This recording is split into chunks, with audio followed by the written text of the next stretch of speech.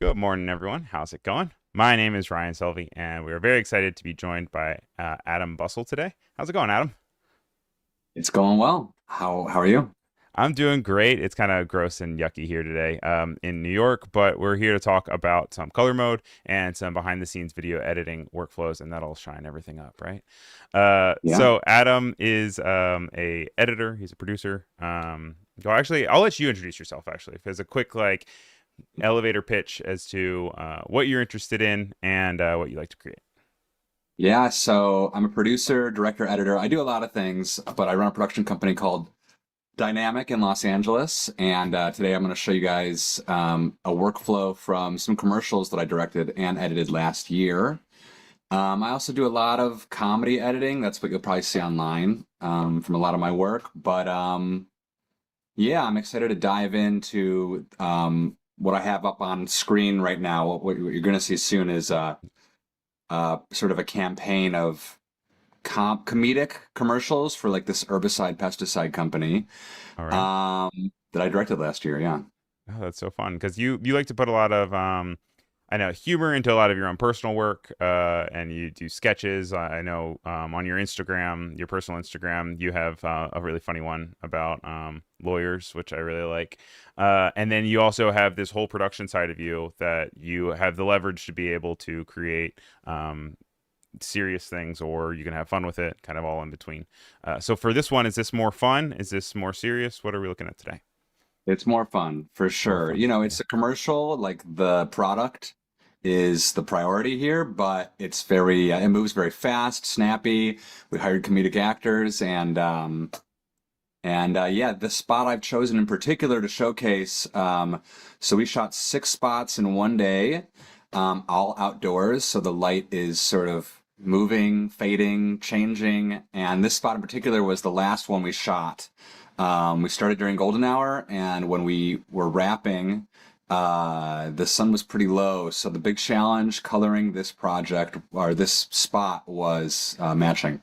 Matching the Yeah, color, matching the it's yeah. always kind of that race against the clock whenever you're on a shoot because you're gonna have to work within the confines of like, is it good enough or is it something that we're gonna have to stick around with and deal with the repercussions of having different lighting in the shot. Hmm. So I'd love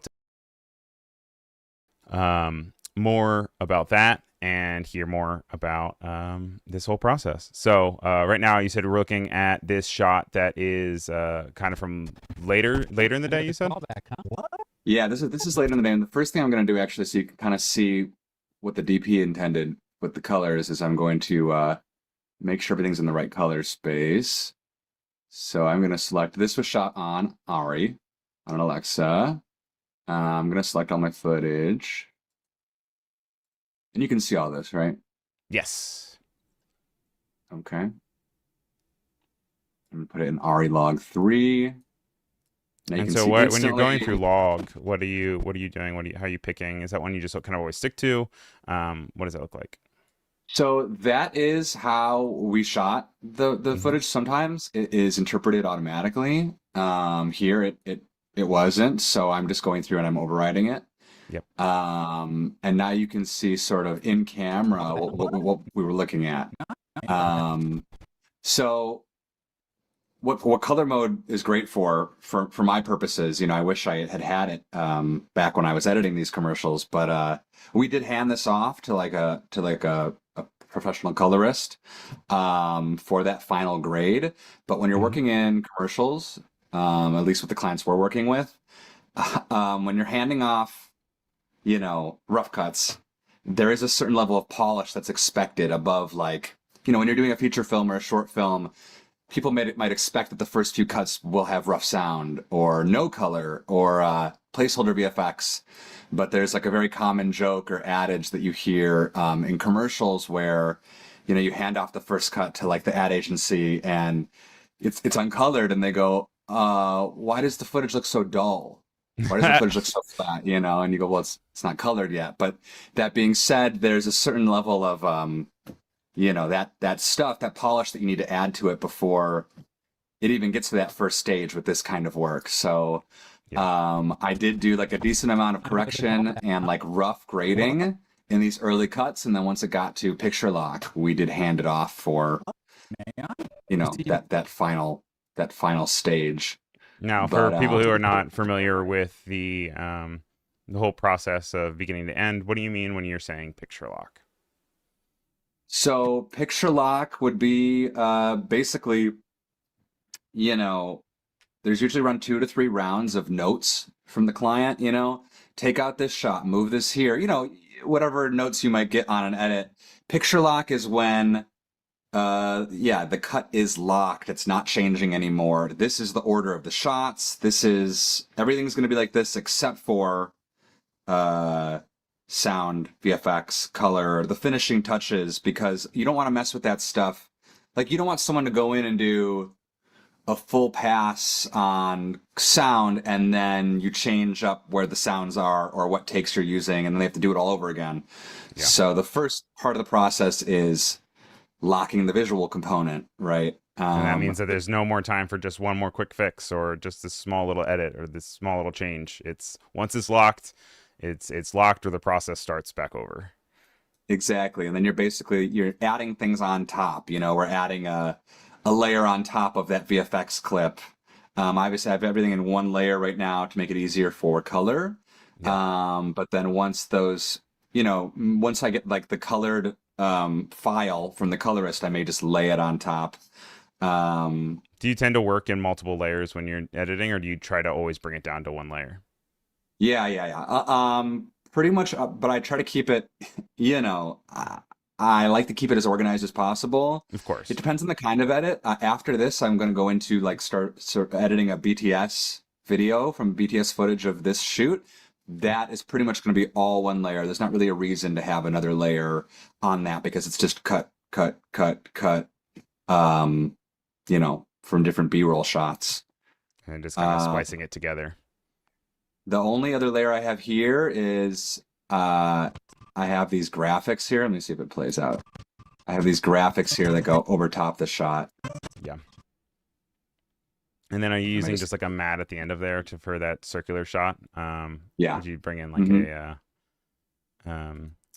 some like After Effects, or is that just from like Essential Graphics? Yeah. So that was our VFX guy did there's like an alpha layer. Nice. Well, it's not. It's an overlay. Yeah. And then you can see it transitions to this logo. Nice little gradient. Yeah. Now, when you have a little after logo joke or something, right? Yeah, we have like a little button at the end. What's this? Directions to your next customer. Just a cute one. That's cute. So which do you prefer more? Do you prefer more to be on location in like the stimulus of a shoot day, or do you find more energy from sitting in the editing room alone? I prefer to be on set. Now, look, I do a lot of editing. Some of it's really fun, some of it's not so fun. If it's fun, creative editing, it is so stimulating. And, I can just sit there and try 10 different possibilities for each cut or each moment. But if it's something a little more boring, you're just kind of getting through it, then, that's when it starts to feel like work. But something like this, it was cool because I got to direct this too. So it was like, I felt like I was making a portfolio piece, and I put that extra level of effort into it. We actually had another editor, so 6 spots, another editor did the first 3, and then I did the second 3. And this one, so you can see a lot of these indoor shots, which I still need to apply some of that modify. These are actually VFX shots here. But some of these indoor shots later in the day were a little bit darker. But if I go into color mode, so some of the shots in here are VFX shots. This was like a later cut of the project, but for most of the shots, we should be able to use color mode pretty successfully here. So that's great. Let's go in here and you can see the whole project here. And so this is weird. In case this is anyone's first time seeing color mode in this new setting, you'll notice that now the timeline has transformed into like a kind of vertical column on the right. So you can see everything while you're working on it as a whole collective rather than just what you're working on scrubbing through your timeline. Yeah, and one nice thing is obviously I can just go do adjustments right in the clip Mhm. individually, but also since there's a lot of shots that are similar, I can like select all the shots. So these are like all the shots that are shooting through the glass from the outdoors, and I can put them in a group. Oh, right here. Add adjustment to selected clips. Now we have a Right. group, and I'm gonna rename that front of car. You know. Great. So And basically, then, all these adjustments then will apply to everything in that group if I click on the group. So yeah. one big thing I want to do is it's a little cool for my liking. I definitely want it to be just a little bit warmer. Do you tend to gravitate towards like warmer footage, warmer coloring? Yeah, for sure. And since we shot in golden hour, I mean that's the whole benefit of shooting in golden hour is things look a little have like a warm tint, you know. Which is so funny So because you say that in a fully blue room right now. You are absolutely cool. You literally have like a blue light behind you and everything. yeah, yeah. Um, I like my so space to be cool, but I like the footage to be warm, you know. it makes the footage probably even look warmer, right? Yeah. Got that the color relation. So yeah, I don't know if if you guys haven't played around in color space in color mode yet. It's really convenient that you just kind of move the mouse around, and basically up to increase or down to decrease, or you can move side to side and things like in contra in you know Messing with the exposure in there. yeah, an exposure moving side to side, and it's changing the blacks. And the front of the hood, obviously it's a white car, is a little bright, so I'll go over here to my highlights, bring the highlights down just a little bit, maybe a little too much, but these are just the general things I would do. I would probably play with this for hours, but general things I would do to and it looks like some of the clips didn't modify. I might just have to go back and do that. But in general, this would apply to everything in that group. You can see a few things. So, now what I'm seeing, I'm remembering now, this was from a year ago, but I'm remembering now a few of these, there was a lot of, some of these are VFX shots, the ones that have a name to them. See this, Hmm. you can see the raw footage. There was VFX. I think we removed the logo from the air freshener. Oh, So this, I just would have to go in and add a LUT to match it to this, yeah. but that's okay. So, Is that we something you remove kind of the, realized after the fact, or you when you were doing it, did you say we'll fix it in post? it's a little bit of both. So one thing we knew we were going to fix was this shot. Here, let me go to loop. Just gonna loop. It gives you up to 8 months There for was like a little watermark here Mm-hmm. on the bottom right, visual control. and we knew that we were going to be removing that little watermark. Of course. Then over here, where is it? Um, there was like a big glare on the screen, Controlling so we color. made that more natural. That was one we saw on the day, and it's like we're losing light. We don't have time to make all these lighting adjustments. It was a Yeah. lot of shots in one day. Crabgrass and over 60 So leaf weeds. Yeah, but how many It was shots easier than did this product end up being? over 60, over No, 60. 60. Wow. Yeah, that's a lot for a single day. That's Yeah, well, nuts. we were all, at least in one location, we were all in this driveway. Hmm. We were all in this driveway, which was nice. But And like, how big of a crew? it was about Okay, 20 well, people. lots of hands. That's good. So you see the tint is a little extreme here. So, but And so, yeah, like with the lighting and everything, did you have like a gigantic, like kind of like a box or anything, or like a reflector that you had going on? Are you mostly yeah, working with there's a lot natural of light? like big silks, and we're kind of just manipulating the sun that we did have, Mm-hmm. rather than setting up a lot of external lights. But then once it got to golden hour, once it got to night, um, we did have to set up some stuff like that. Yeah. So, another thing that's cool in here, is the modules. Okay. So let me see Tell if me I more can about that. style modules. There's like sort of these presets in here. Yeah. You could be able to mess with different color and contrast, color shift, You can contrast see I'm kit, getting that. detail, and Uh-huh. some film. I'm Um, getting that little pinwheel guy. Uh-oh.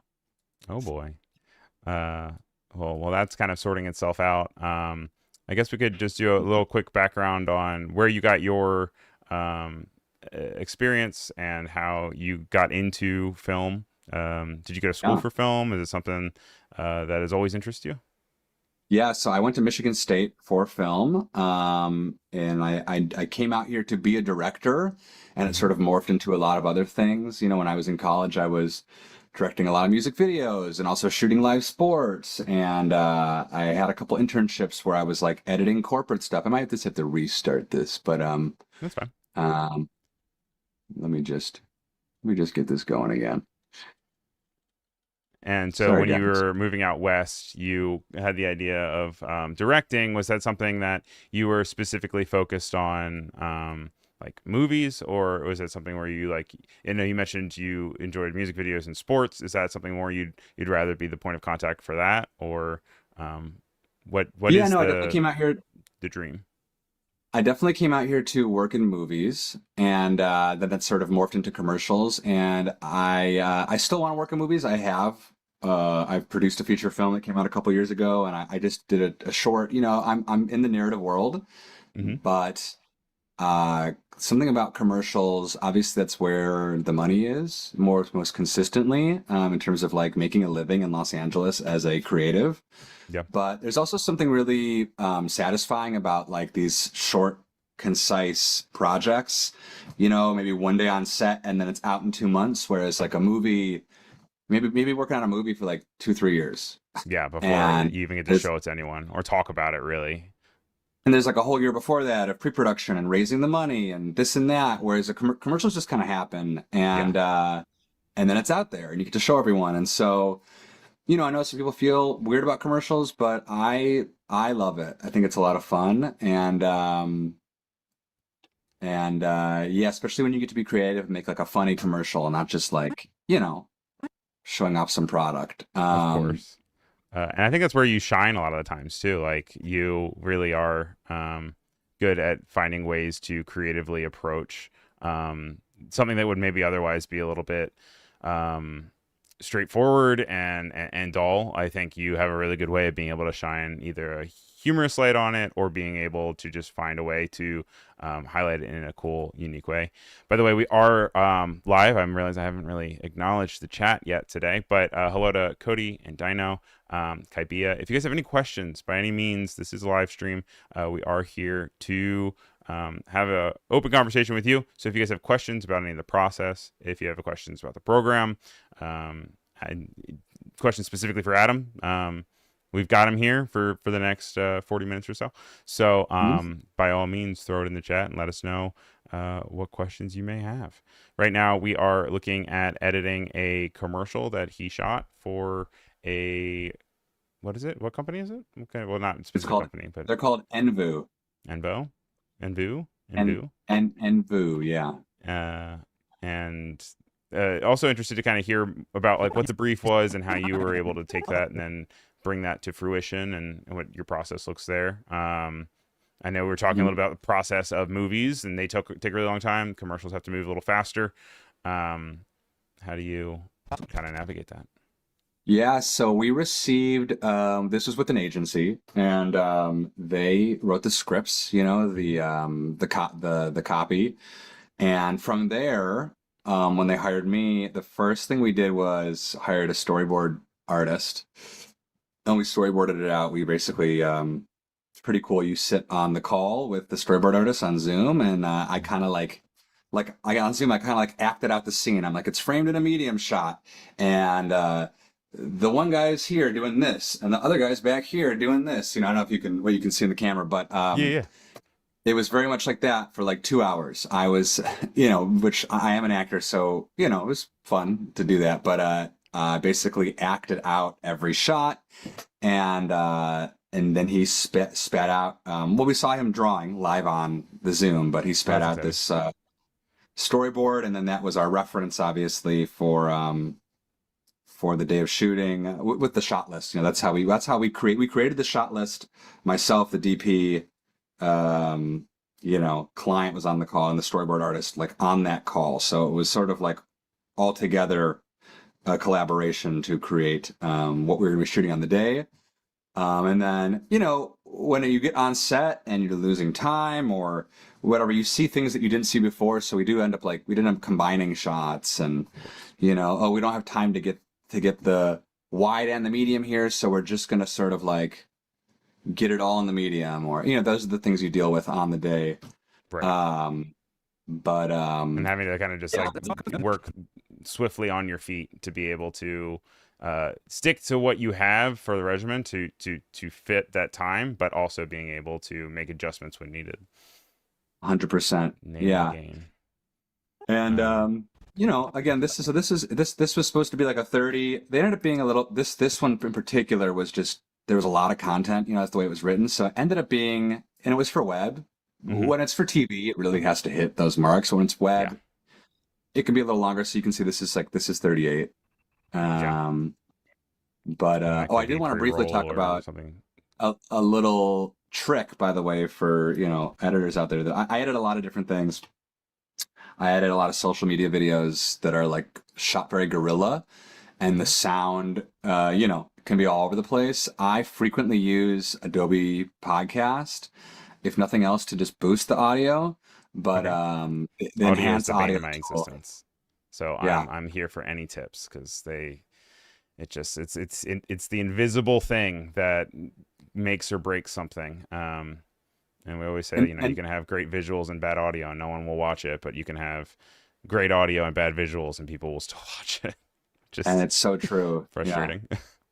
And the trick that I found, I've been using the tool for a few years, and what I Hmm. what I was frustrated with for a while, so if the audio is really rough, the enhancing the dialogue or the speech, it can get a little warped. If any of you have tried those tools before, including the Essential Sound. If Yeah. the audio is really rough and you're trying to enhance the sound, it can get a little warped. But I actually put that at 0, and I just adjust the background. I just adjust the background audio. I'll put it at like 32, 33, and it naturally boosts all of the dialogue without distorting it. Oh, wow. Okay. Um, That's a great tip then. and often I will, here you can see that the natural dialogue channels are muted, but oftentimes I will keep them unmuted and just add this, and it will just boost the dialogue, but still keep in because it can be finicky having enough background sound in there that it still sounds natural. You don't want to take it all out, right? Then it sounds like you're in a recording studio. Yeah. And So I play around subconsciously with that that. also feels weird. If you're watching something sometimes, then it's too crisp. You're like, was that ADR? Like what's going on right there? Yeah. By the way, hello to Josie, and also to PGR Decky who are joining us in the chat. If you guys have any questions, we're working on a commercial right now, and we're working through the editing right now. Adam has just been walking through how he also uses Adobe's podcast tools to enhance his audio. Yeah, yeah, I use it frequently. So a big editing job I have recurring is I edit for this guy on social media, MD Motivator, and it's all shot very guerrilla. Oftentimes, he gives away things to people, and oftentimes he's wearing a lav, and they're not, because they're not in on it, right? It's all very spontaneous, and so the trick, always the challenge, is making the other person's audio sound clear, even though only one person's wearing a lavalier mic. Yep. And Adobe Podcast, the Enhance, has been my savior. So, And has that been a big learning curve for you too, to be able to hop between both professional commercial shoots and then something that's more guerrilla and something that is also like you edit differently for social, right? Like it needs to have a different cadence. yeah, I mean, with that job in particular, there's like this formula that I had to learn. Every video sort of has a formula, Hmm. and now I've been doing it for a year and a half, so I have it really down pat. Whereas something like this, there is no formula. Like, you know how long it has to be. And the nice thing is, as opposed to like against the narrative, you do have like, mm, yeah, you have a time you have to hit. You have the storyboard. You know, the one thing about a commercial is you know where each shot is going, right? Like you know this shot goes first, this shot goes second, this shot goes because you're shooting it that way. Right. Whereas in narrative or in yeah, like the social media content, it's not necessarily that way. Yeah. You'll You move might things splice it around. around later. In commercials, like I would say that happens very rarely because the dialogue, like you know, if it's something branded, certain things need to be said and they need to be said in that order. Yeah. You know, I can't just move a line here because now it provides the exposition you need to understand that character's motivation. It doesn't work that way in a commercial. Maybe every once in a while, but you know, Certainly. so Also, like that also kind of mirrors a different approach also to when you're. I know you said you did that feature film, so that too can be completely out of order, but different from the other two as well, because then that's still like the script is going to be the script, right? And you're going to have to still kind of chronologically go through it. yeah, the nice thing So about features is like and short films is you can always go back and do a reshoot yeah, or pick up shots. I mean, yeah, that just is very rare in commercials unless something tragic happens, like you lose the footage or something, right? Like, right. but in obviously reshoots are very common in narrative film. Um, you know, in the feature, we realized we were missing some important, like we had to go back and do a whole pickup. I shot a feature called Hayseed a couple of years ago that I was a producer on. My company came in once it was already filmed to help with post production, and during that process, we did decide we needed to go back and reshoot pickup shots, which is like you know, maybe a character picks up an object in a scene, and we don't have a Okay. close up of that object, so we had to go back and get that close up of that. Just giving more information to the viewer. We're realizing like, oh, that's not as clear as we thought it would be on the day. We do need to go back and get a shot of that security camera or a shot of that a sign on the wall, so we know what the character's looking at. Right, like Providing additional context, because sometimes, yeah, you're too close to the sauce to be able to actually, you see the, what does it say? Missing the forest for the trees. mhm. And that happens a lot, I feel like, in editing. And sometimes it's not until you're back in the editing room that you're able to even see it. And you're like, oh. Or my biggest nightmare is when I'm yelling. I'm the one who filmed it, and I'm yelling at myself in the editing room to be like, just turn left, just a little bit more, just move the camera just a little bit more. And you're like, no, I know I didn't do it. Mhm. I'm the one to blame. Yeah. But it's all comes with the territory. Um, Now, for this, I know you said you're also looking into the behind the scenes video, which I'm very excited to see your process Yeah. for that. I noticed that with these, you do have like blue and orange kind of color coding. Do you go with any color coding approach, or is it mostly the defaults that you have set up in your system where when you're adding something from somewhere else, it's going to color it? I do. Now these are a little bit of like you know, I will say this timeline, the labeling is a little not inconsistent, but I am very diligent about labeling. Okay. Um, generally, again, this project's from a year ago, but generally I color music a certain way, dialogue a certain way, sound effects a certain way. I'm editing another project right now. All the B-roll is orange, and all of the all of the underlying footage, the A-roll or Yep. whatever you want to call it, is blue. Is like the default. Okay.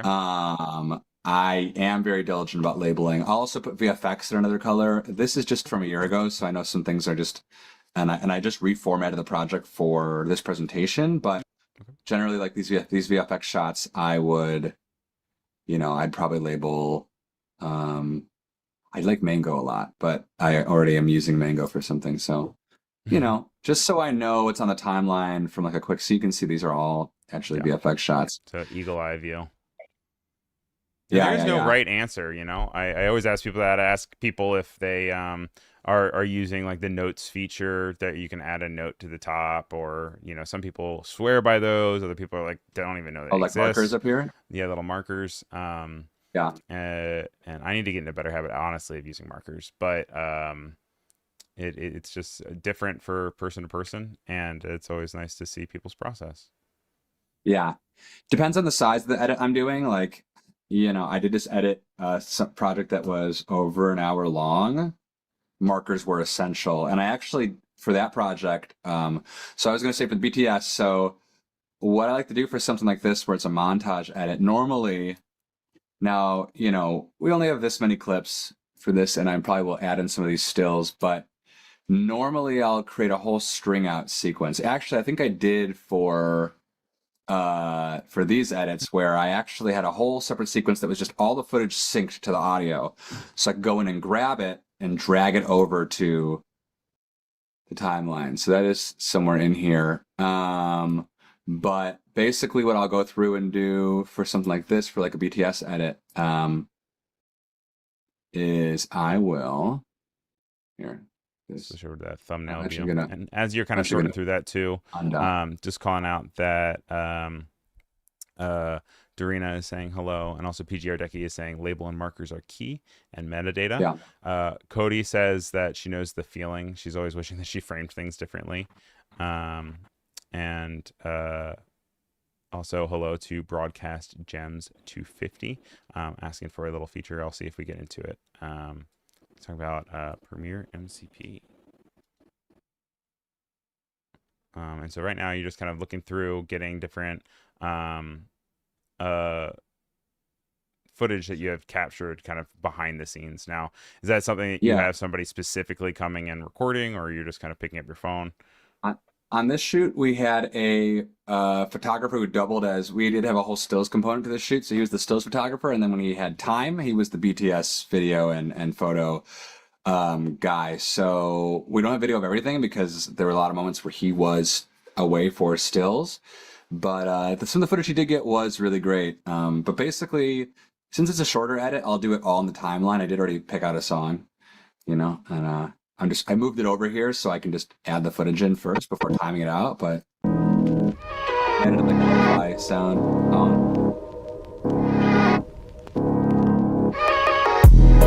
So probably in this early part, I'll put like a title up on the screen, like Envu shoot dynamic, Yeah. But basically, I'll go through and I'll just find whatever moments very quickly that I can that are good, and I'll just drag them down. I actually don't even need the sound, so, but I'm just going through and just finding anything that seems good. Probably once he's turned around, and I'm just building out all the best shots. Pretty typical, but just as quickly as possible, and then Now, also I'll start. for like location scouting, did that all come from the crew that also wrote the script, or was that more up to you? That was me as well. It's my job to source because I was the main producer on the job. I was the main producer on the job and the director and the editor. I wear a lot of hats. So I source the car, the location, and a lot of these crew members are people that we frequently work with. Having a good network is important. Yeah.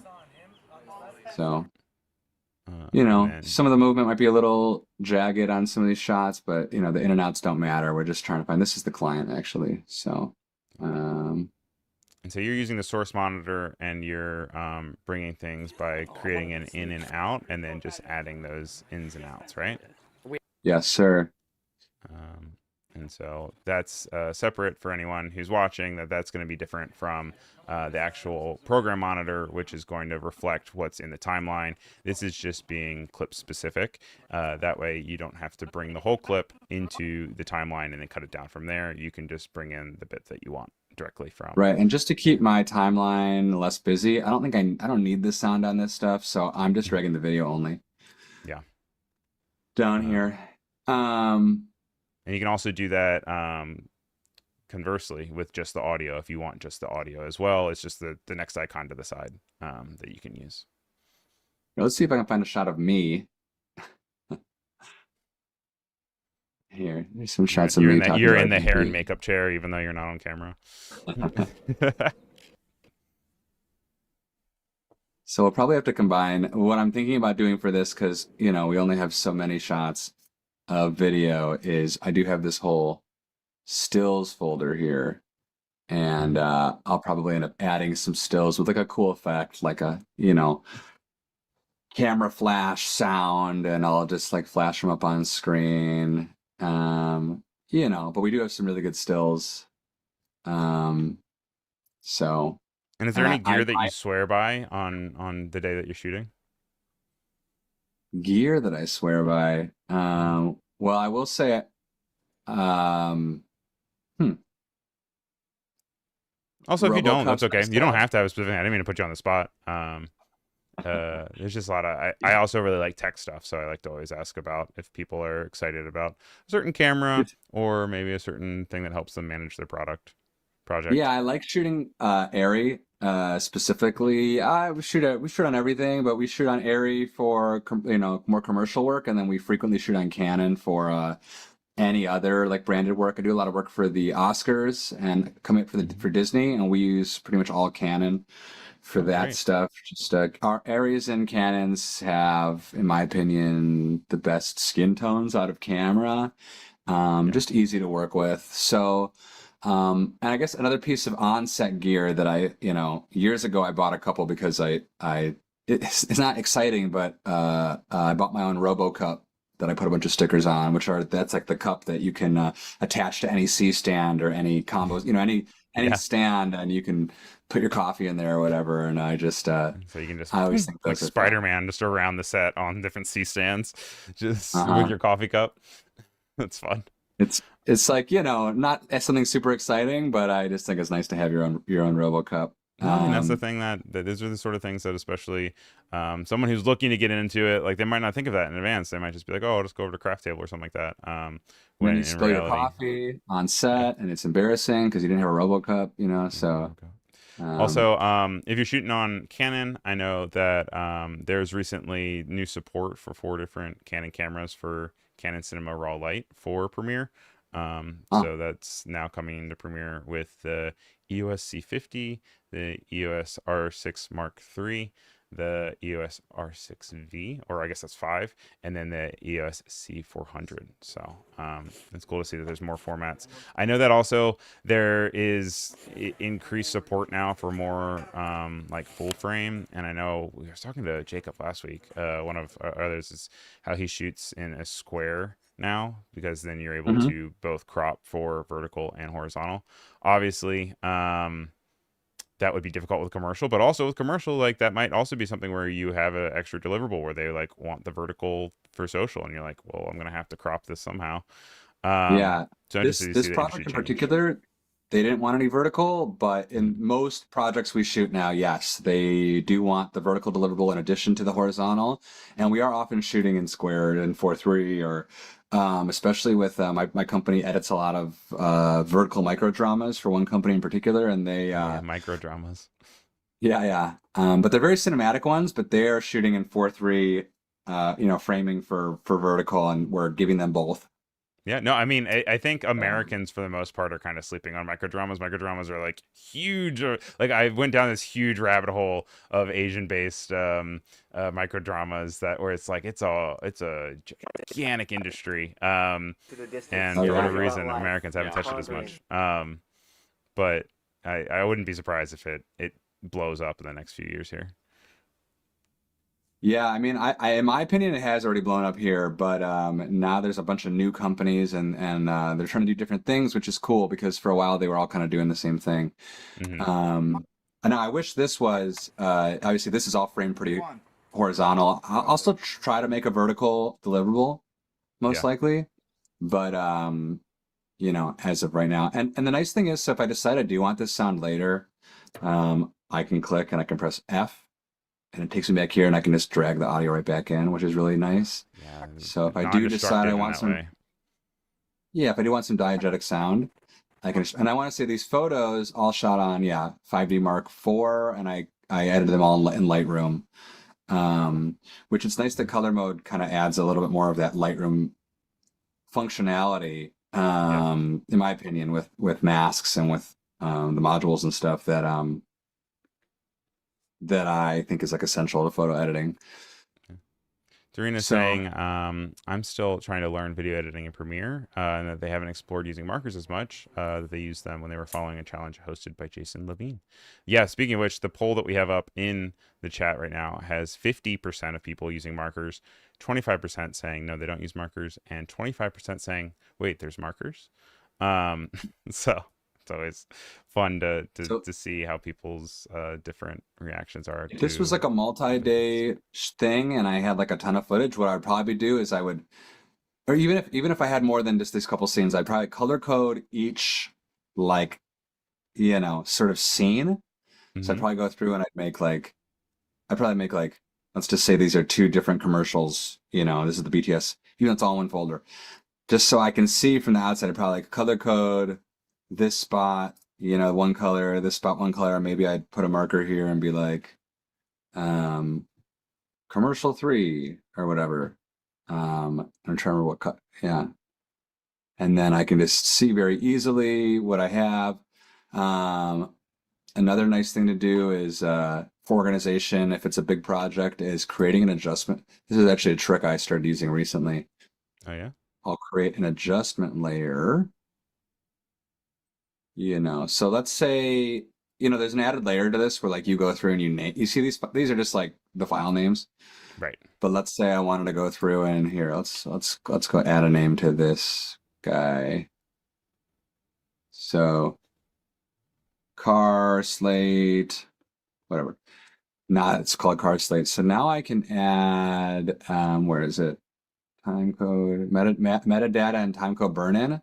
So I would add like let's say this is my string out. I'll add this across the top. Okay. I'll add this in here. And I will let me see where is this guy?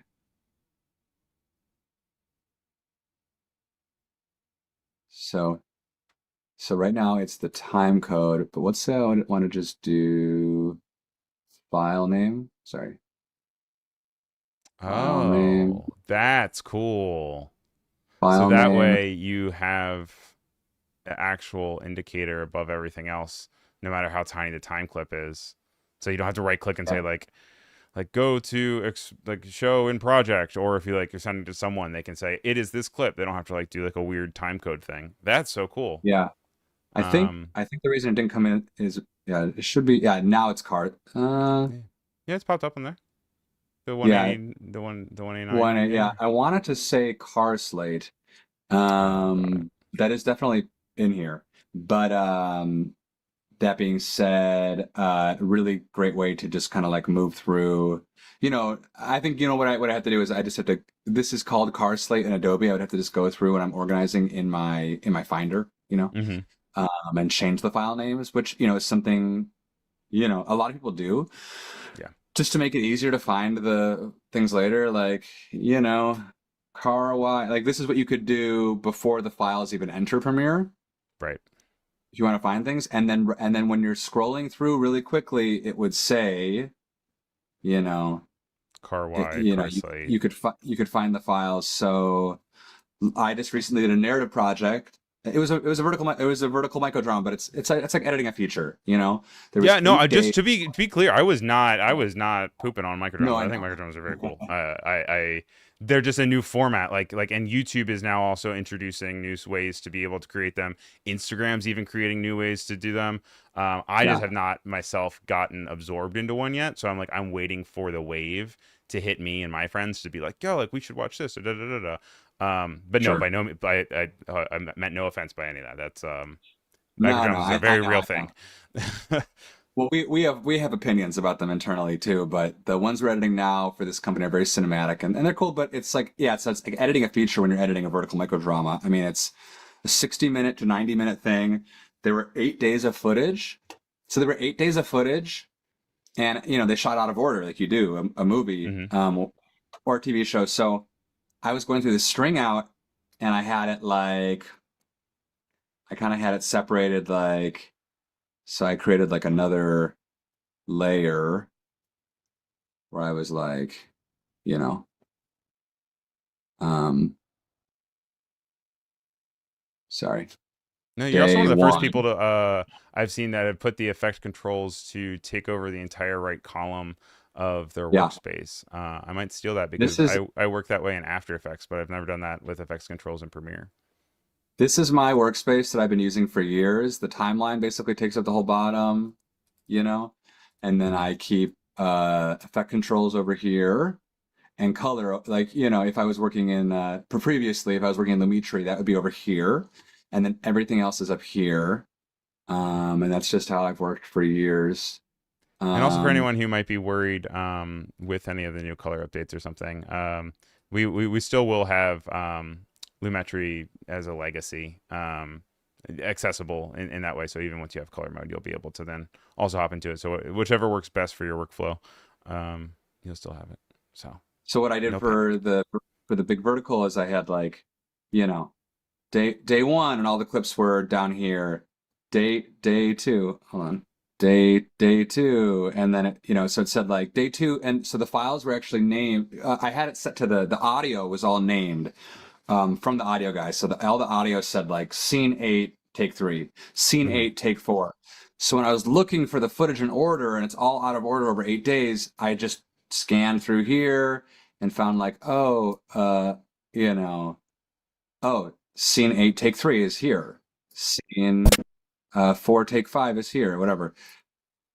So, and I just obviously I locked these, but just creating a really organized place. So I don't need any of this for this, but it's really helpful to do some stuff like that. So, you know, Just I'm have some building out organization sort that of kind my, of gets you there. yeah, it's so essential.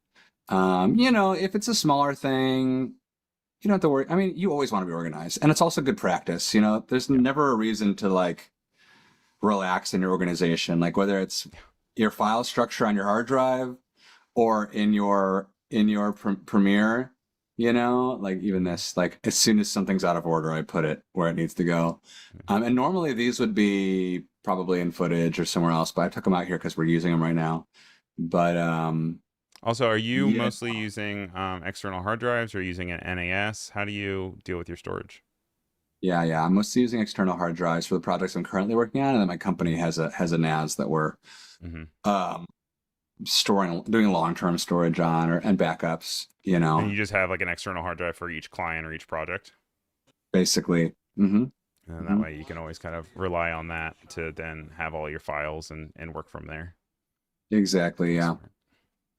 Um, So these don't need to be a different color. So I'm gonna put them all in the same color, so it's not confusing. But the photo should be in a different color. But you know, I'm just sort of building these shots, and then later I can go through and put them in order. You know, it's all of like a similar moment. So I'll probably keep this, try to keep this. I mean, a minute at most, but I kind of want it to be like 30 seconds. So I'll right. often also like I'll put my, you know, my playhead here or whatever, my out mark right at where I need to hit so that I can see it visually. Um, with that social media client, the videos can't be over 3 minutes. Okay. So I'll do that. I'll put the marker, I'll put my out right at 3 when I'm editing so I can I know where I have to get to or get under. Often it's where I have to get under because those can be pretty long. So Yeah, just to make just sure that it just doesn't exceed kind of the retention of people who it gets shorter and shorter every day. Another one. Another one. Um, and nice so, what hug. would you say your biggest takeaway is from this commercial? Did you have any learnings from it, or anything that you wish you would do Preparation. different? Preparation. Okay. Uh, hmm. Well, in terms of do different, I think there's a few other shots I would have liked to get, maybe some more movement, but we were sort of, you know, this is what happens, right? We were sort of prisoners of the fact that we had to get 6 spots. Yeah, we had to get 6 spots, and there's a lot of shots per Wow. spot. So, you know, when that kind of stuff happens, you can't get as creative with the shots you are getting. If it's one 30-second spot, you know, you're going to see on the Super Bowl, or whatever, every single shot is like a dolly move or steady cam or something really cool. But when you got to shoot 6 in one day, you can't be as quite as ambitious. Of course. But the biggest takeaway was this was actually one of only my second time working with a storyboard artist for a commercial project. Obviously, I've used them for narrative projects, or not obviously, but most people, a lot of people like to do storyboarding for narrative projects, and this was the second time I'd done it for a commercial, and just having that extra level of preparation, seeing the shots, not just writing them down on paper, medium and then close and then extra, like oftentimes that's how you make a shot list. Yeah. Seeing them visually was so helpful on the day. I'm holding in my hand the storyboards and the scripts, but I'm holding in my hands the storyboards and like, okay, now we're on this. It just, as a director, when you're handling a lot, Expedites all of it. obviously the more organized you are, the better it's going to go, the more prepared you are, because there's just so much you're dealing with. And are you someone who likes to have it printed out, or are you somebody who's like going to be digitally like carrying around like an iPad, sort of kind of like hitting your next mark? I want to get to the iPad thing, but yeah, I like it printed out so I can. Yeah. I'm a guy who likes crossing things off a list, checking Do you things off a print out list. your airplane tickets? No, I don't print out my airplane tickets. Okay. I don't like carrying them around, but if I'm like doing a job, I want to be able to cross things off a list like every day, even just for work, for all my different projects and things. I have a checklist, Mm-hmm. and just checking that next thing off the list is so satisfying, and it drives you to keep getting things done because you want that satisfaction of. I will say though, I'm always losing my stuff on set if I'm directing. I'm always losing my script or my shot list, and hey, does anyone see my shot list? Because I'm putting it down to direct. Or Well, then maybe it's good it's not an iPad, because that'd be a very expensive thing to lose very quickly. yeah. I'm sure it'd be somewhere, but We do have a questions from BGR Decky, because I know we are just about time. It says, do you use sequence indexes in your workflow? Because they have found it to be very useful. I do not. Very interested in that, though. Yeah, we'll have to look into it. I would love to hear that. how you use it, PGR Decky, as well, to see how that goes. And broadcast, I do hear you. It's not part of Adam's workflow, but we will definitely look into MCP for future streams as well. And then also broadcast is saying, or maybe using like a PDF to then go in and organize footage as well. Yes, there's also some updates coming down the line in Premiere of some really great culling of footage and naming and all that, all in the pipeline. I think it's all in the beta right now. And that's not like industry secrets. I think it's like in the public beta right now. But that is something that we'll also definitely focus on in future streams. So thank you. And it's always good to hear what you guys are interested in seeing. But also great question to PGR Decky. Were there any other questions? Dorina, I know that you said that you are relatively new to getting into film. Let us know if there's any questions you have about video editing. I only have like a minute or so left. And how can people get in touch with you, whether that's through your company or you directly? What's the best way to find you online? Yeah, you can email me. Instagram at Adam Bussell, or my company is at DYNMC Creative is what it should be. There might be an underscore, but you should find it if you type in DYNMC. And you can find my email right on the website. Check out some of our work. Again, we do a lot of work with. We've done the Oscars the last 4 years, all the social media content for the Oscars, and about to do a really big job with Disney and a lot of cool branded stuff. So. A lot of cool stuff. Is that a new company? Disney? What's that? Yeah. They're a startup. But that's really cool. That's awesome. And I mean, definitely, just even seeing the behind the scenes, like it's clear you guys mean business. Also, you're very well trained and polished. You wear many hats, as you said. So you're available for many different things if you guys are interested in getting in contact. But thank you so much for coming on the show, and thank you for walking us through your process, showing us the behind. I'll have to definitely check out more of Adobe Podcast for my own audio, because like I said, I hate working with audio. And I normally hit the enhance button, and then when it doesn't work, I'm like, guess I have to re-record that. But especially like person on the street stuff with lavaliers, that's really good to know. But we appreciate taking up so much of your time today, and thank you for coming on the show. Of course. Thanks for having me. It was fun. All right. Make sure you guys stay tuned. Coming up right after this, we have a new episode of Office Hours with Andrew and Nick. They're doing a challenge. It looks like a Firefly Boards challenge where you can get in on the fun and start your own board at adobe.ly/captain. So interested to see where that goes. That's coming up right after this. If you're watching live, it'll go straight into the next one. Thank you to Cody, PGR Decky, Broadcast, and Dorina. Among Josie and everybody else for coming in and saying hi. And if you're watching the replay, make sure you leave a comment to let us know that you were here.